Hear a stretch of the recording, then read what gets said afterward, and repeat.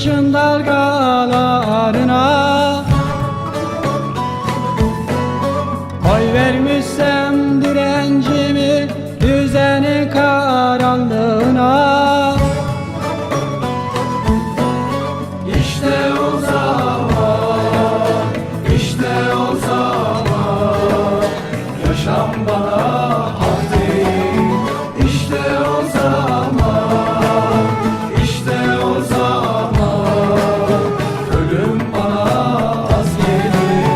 İşte o zaman, işte o zaman yaşam bana hak değil. Ölüm bana az gelir.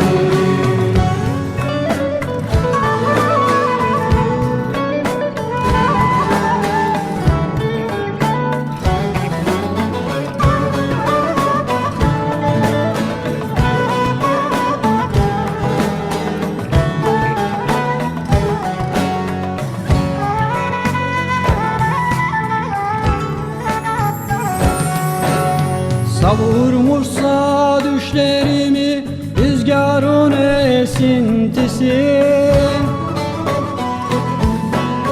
derinlerden geliyorsa sevdamın iniltisi, vermez oluyorsa umutların meyvesi,